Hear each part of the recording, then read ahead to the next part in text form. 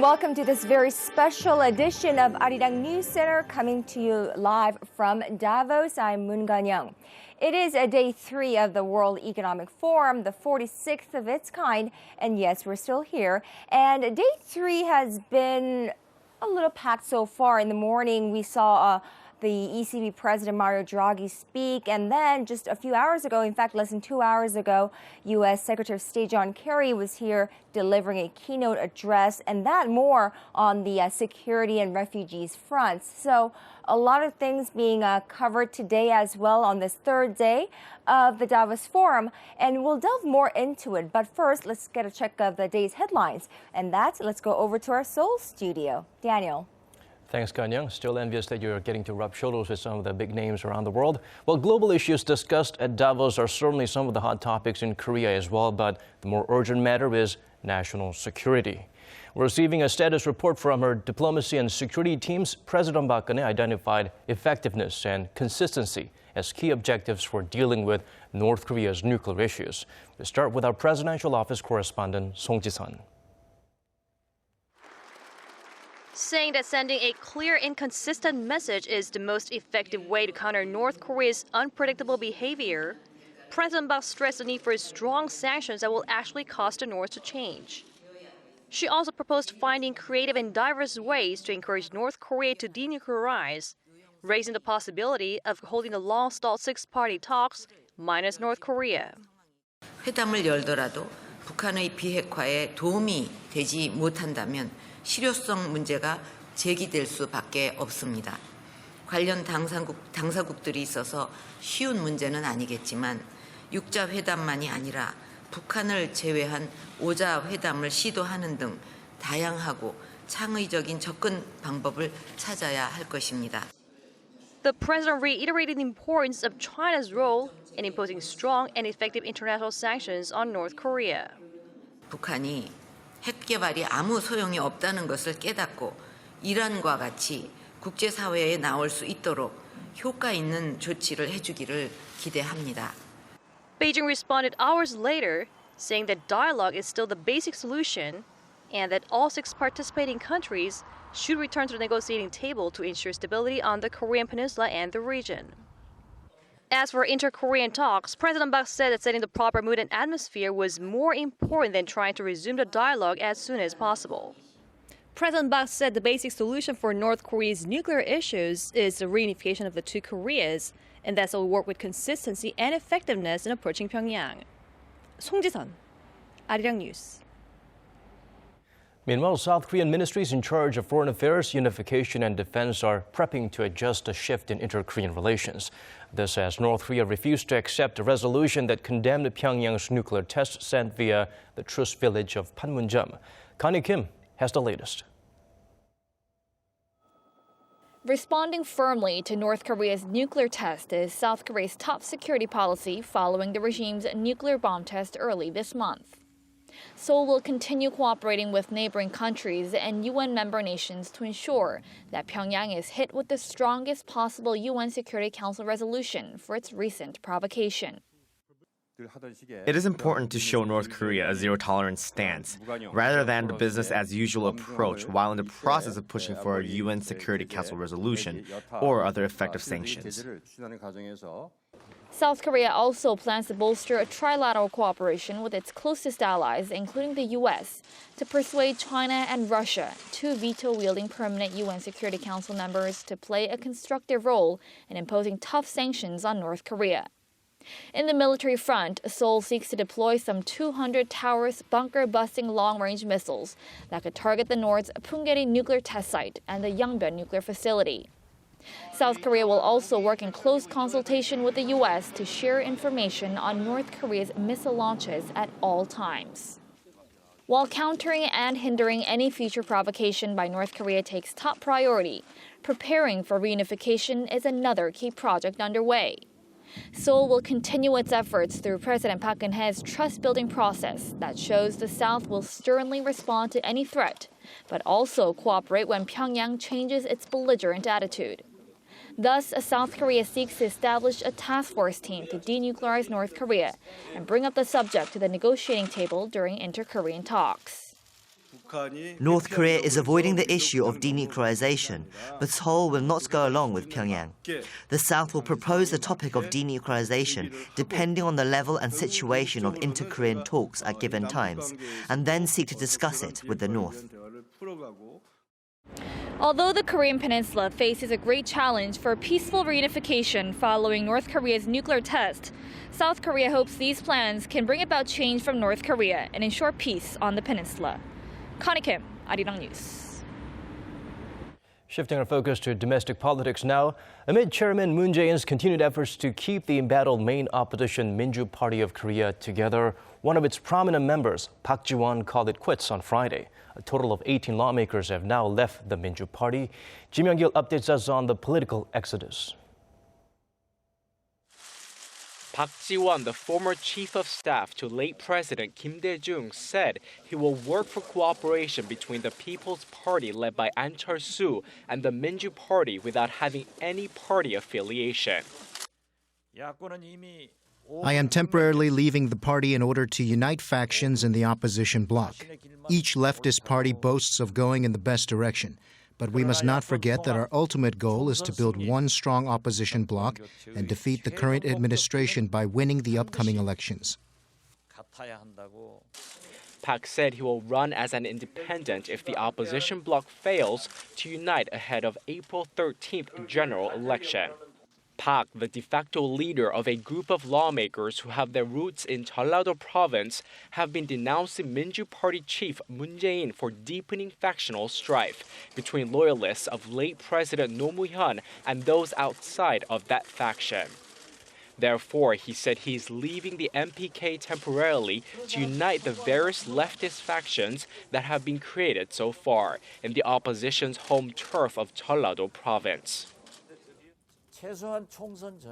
We need to at least unite the various factions within Jeollado province before the April general election. Then we must strive to form a pan-liberal party in order to win the next presidential election.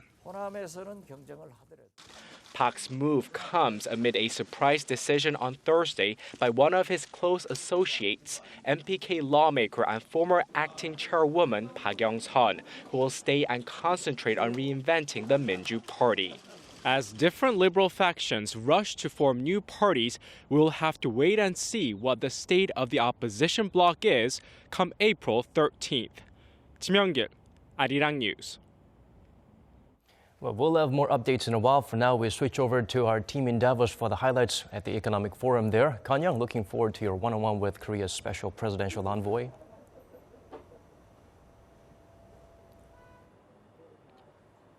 Right, Daniel. Well, that will be coming later on. But first, let's begin with the fun and the perks of the World Economic Forum.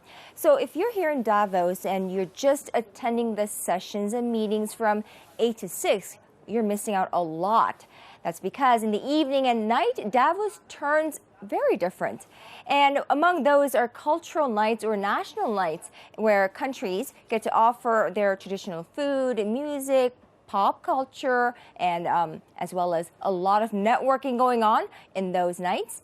Last night was Korea night, among others, and our Kim Minjoo was there. Hundreds of people were able to experience a bit of Korean culture at the Korean Night event. Organized by the Federation of Korean Industries, the event was attended by prominent figures, with the guest list including Special Presidential Envoy and Korea's former finance chief, Choi Kyung-hwan, SK Group Chairman Choi Tae-won, as well as the CEO of Arirang TV, Bang Seok-ho.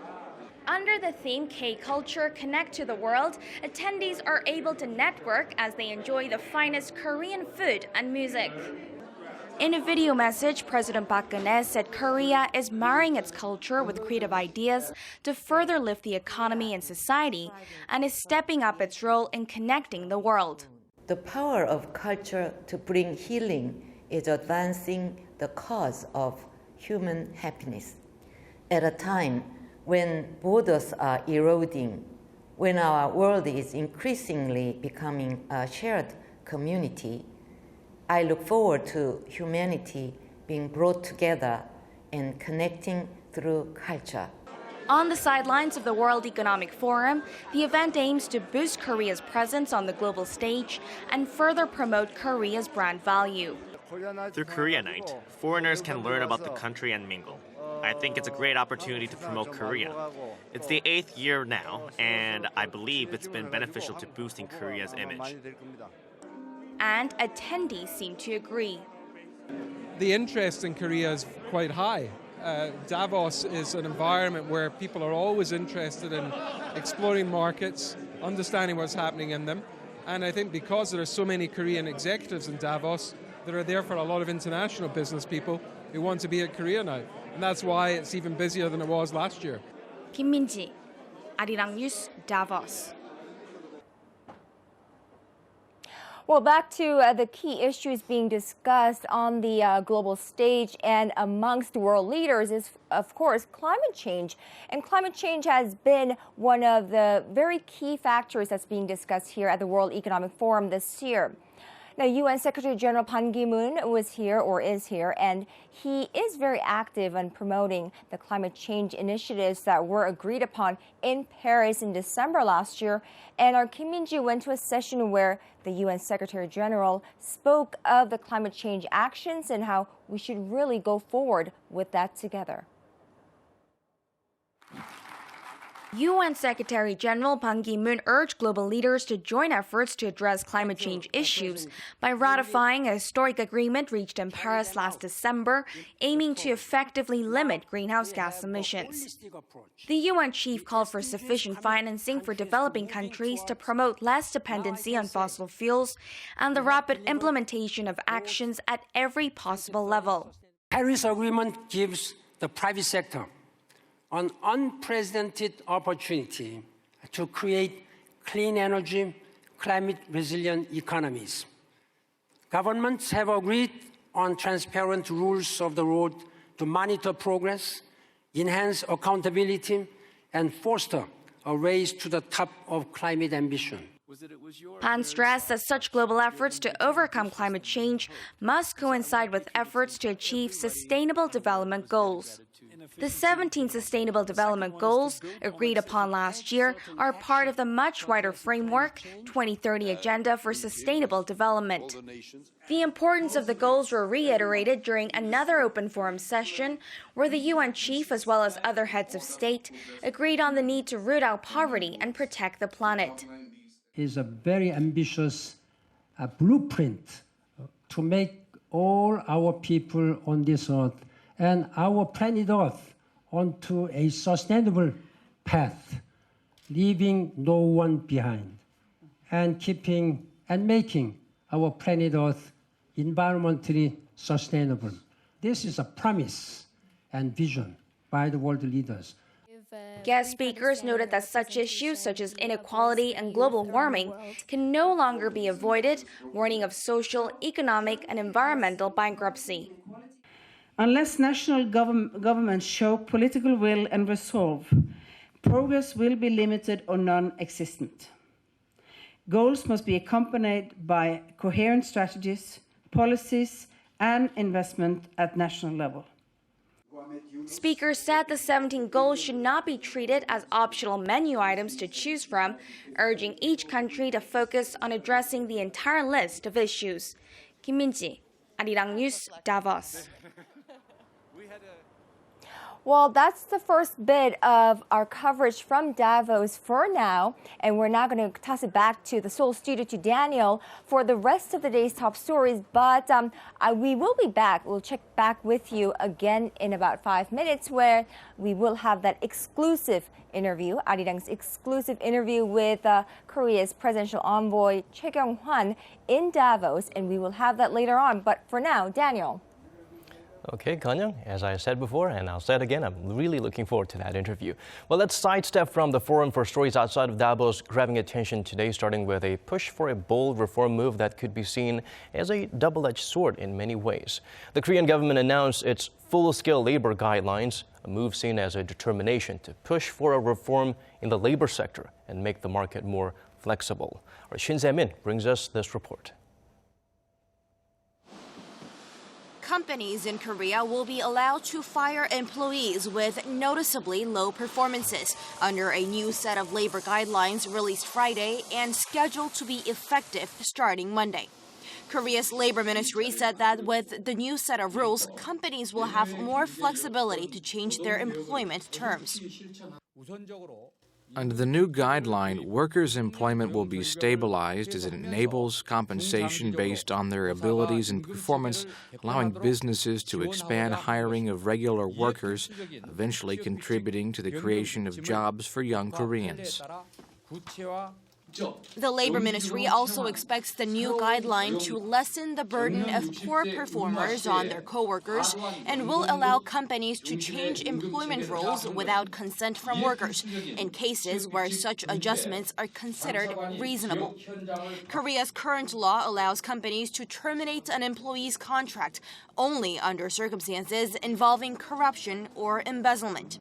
But the ministry's announcement was immediately slapped by the Korean Confederation of Trade Unions, which strongly stood against the move, stressing that the government policy will allow employers to dismiss workers more easily, leading to aggravating working conditions and employment instability. The sentiment also echoed among experts.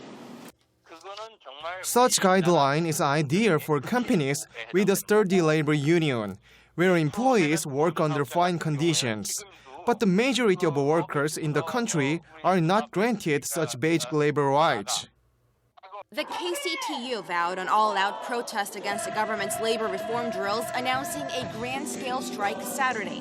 But with the government's resolute stance on carrying out administrative reforms and labor unions strongly opposing them, concerns over the rift among the labor, management, and government sides is expected to deepen even more. 신세민, Arirang News. While many global oil companies have been hit hard by record low oil prices, some Korean companies seem to be faring much better than their global counterparts. According to the Korea National Oil Corporation, 58 global oil companies filed for bankruptcy last year, and more are likely to follow suit with oil prices falling even further this year. Industry experts say the companies are focusing too much on developing petroleum resources, which yield poor revenue compared to production cost. In contrast, Korea's refineries focus their business on refining petroleum products rather than developing petroleum products. So, dipping crude oil prices equate to higher profit margins for them. Maintaining healthy profit margins is a given since the oversupply of crude is likely to continue this year.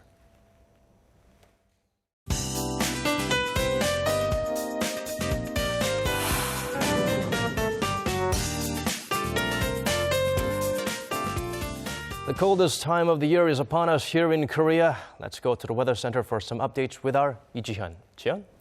Hello, Daniel. Well, cold wave advisory was reissued as of 4 p.m. this afternoon here in the capital. And this Sunday should be marked as the coldest morning in 15 years. Low in Seoul is forecast to be even colder than Moscow, plunging to minus 18 degrees Celsius. So it's going to be a very cold one on Sunday, and a very cold Saturday is in store as well. So let's take a closer look. Now, daily low here in Seoul will kick off at minus 13 degrees Celsius, minus 12 for Daejeon, minus 6 over in Daegu. And it seems like afternoon highs will be a lot colder than today as well, with a high only peaking to minus 9 and minus 3 for Daegu, 2 and 1 for Busan and Jeju Island. Now, while most regions will have partly sunny skies, Gwangju and parts of the Jeollado provinces and as well as Jeju Island will see heavy snowfall once again. And it's been only 4 days since these regions saw heavy snowfall, so be prepared and be careful outdoors. And it seems like temperatures will gradually return to seasonal averages next week, so till then, be sure to stay bundled. Now that's Korea for you, and here's a look at the weather conditions around the world.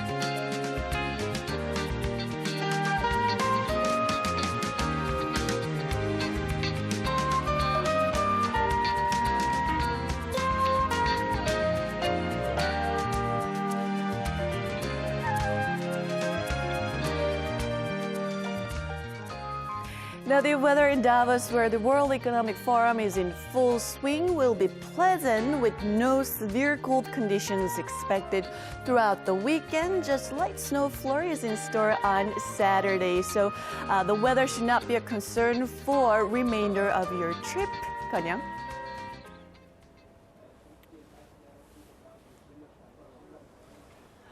Well, that's good to know. Thank you, Jihan. Right, and the weather is absolutely beautiful here in Davos. It's not as cold as we had anticipated, and the weather is nice and sunny. So great timing for skiing, but no, for us, we need to work. And yes, my interview is coming up. So my exclusive interview with Korea's presidential envoy, Choi Kyung-hwan, the former deputy prime minister and finance minister, was here for 2 days at the World Economic Forum, during which he did participate as a panelist for Transformations in East Asia session. After that, he and I met at the Congress Center to talk about various issues and what he wants to emphasize to the rest of the world regarding the Korean economy and where the future is. So take a look.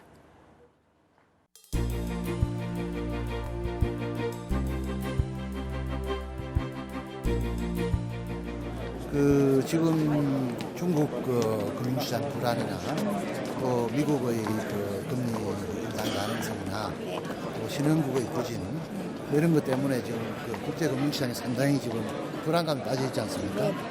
그런데 한국은 다른 신흥국 시장하고 달리 대내외 건전성이 매우 안정적이다 하는 점을 강조를 했습니다. 그것은 최근에 무디스나 S&P 이런 데서 다른 나라는 그 신용등급을 하향 조정을 하고 있습니다만은 우리는 오히려 상향 조정을 하는 데서도 잘 나타나고 있습니다. 그래서 그런 점을 잘 설명을 해서 국제 투자가들이 한국 시장에 대해서 불안하지 않도록 그렇게 설명을 했습니다. 해외 언론들 중에서 어떤 부분에 대해서 가장 질문이 많았나요? 최근에 북한 핵실험을 했기 때문에 핵실험이 한국 경제나 한국의 지정학적인 그런데 어떤 영향을 미칠 것인가 하는 것에 대해서 많은 관심을 보였고요.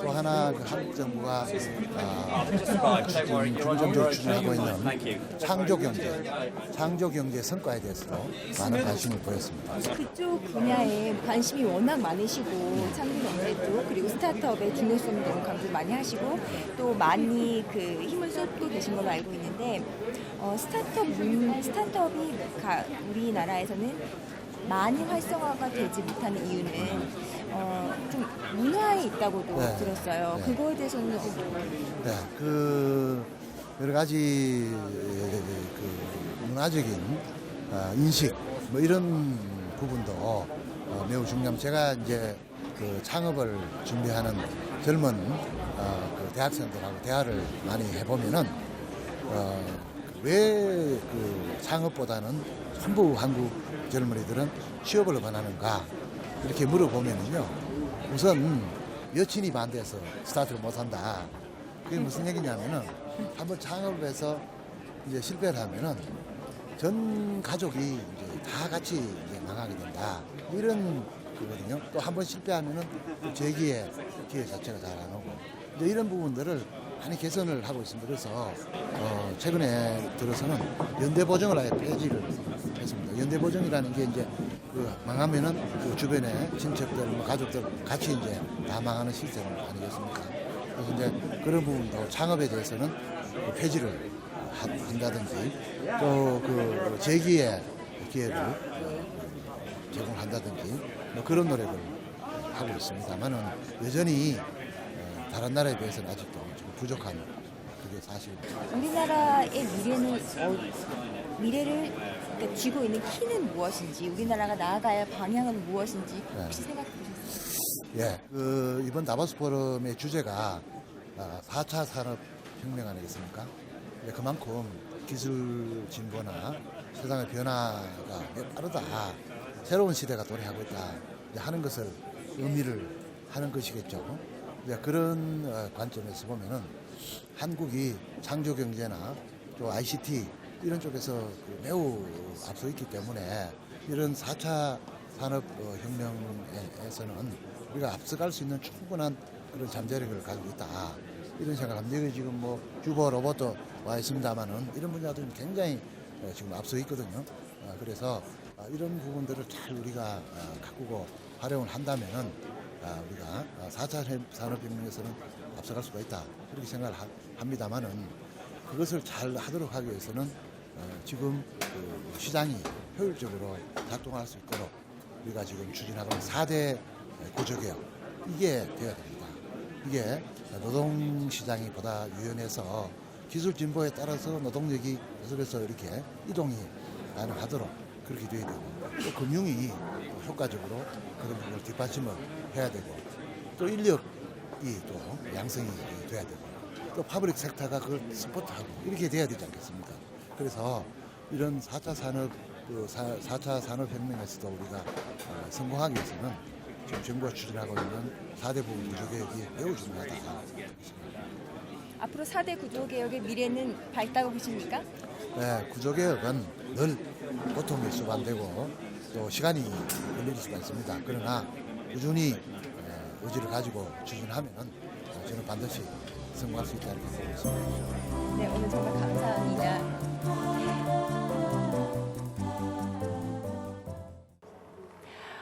Now, so there are 2,500, even more than that, global leaders from the political realm, business, cultural, and social realm right here in Davos during this 4-day World Economic Forum.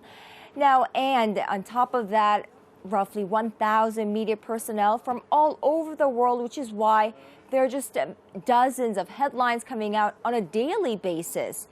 Well, the top trending stories so far today, I have picked out a few. Here's 4 today.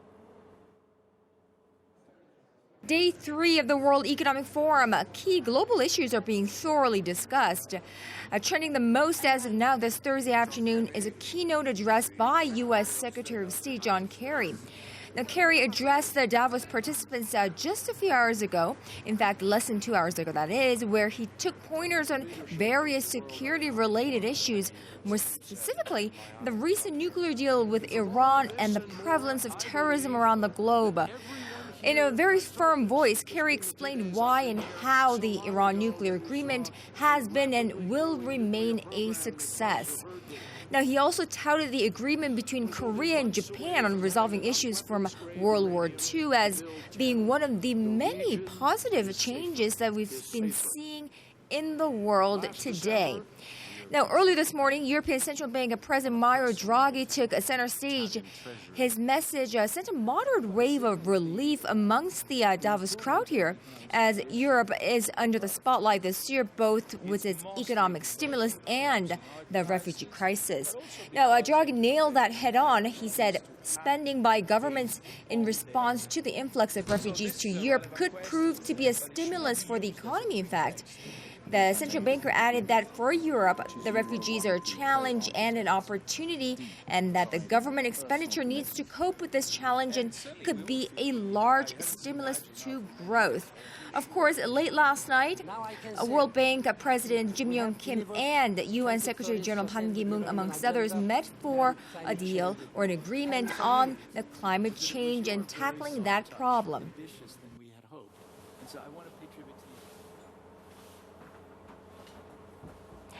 Well, like I said, there are over 1,000 media personnel here in Davos covering the World Economic Forum from top to bottom. And joining me live in this studio is one of them, Editor-in-Chief of USA Today, David Calloway. Welcome to the program. Thank you. Great to be here.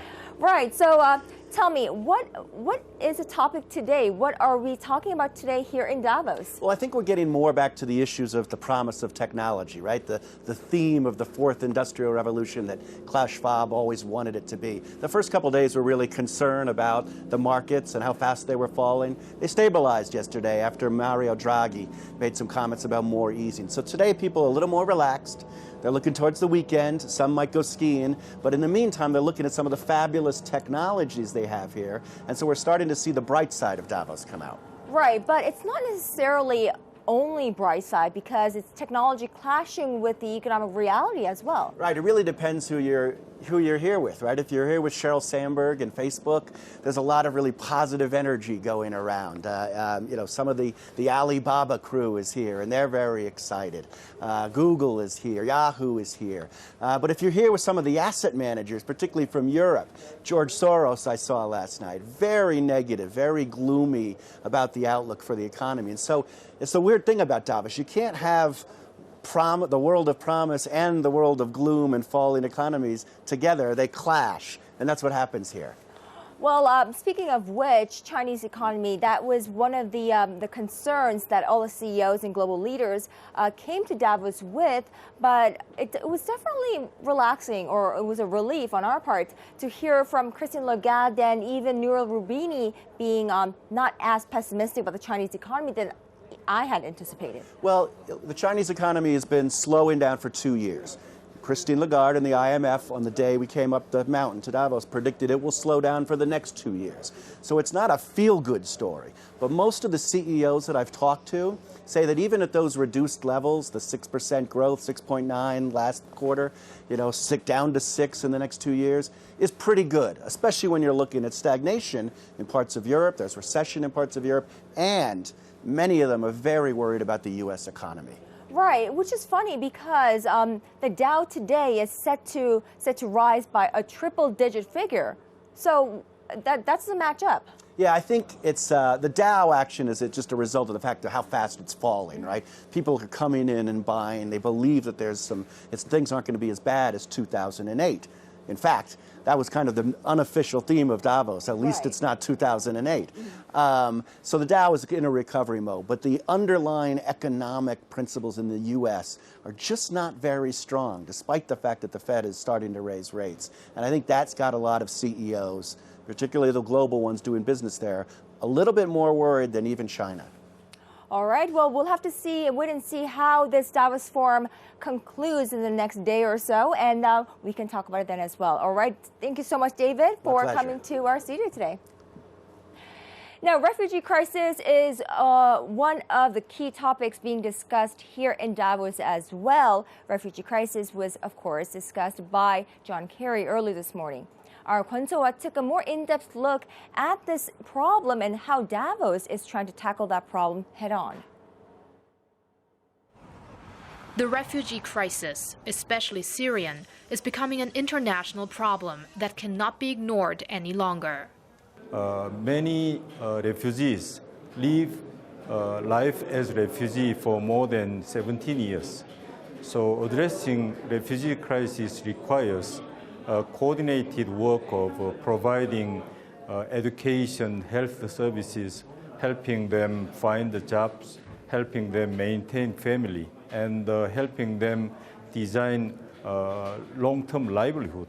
So we need to have creative ideas from the private sector to help governments address these issues. A day in the life of a refugee. An experience session at the Davos Forum. Child trauma specialist Alexandra Chen has been working with the forcibly dispatched in the Middle East, Africa, and Asia, and knows the struggles the refugees have endured. You are homeless, you are documentless, you are rightless and often dignityless in a country that doesn't welcome you, that doesn't want you. And as a child, often you become then the target of abuse.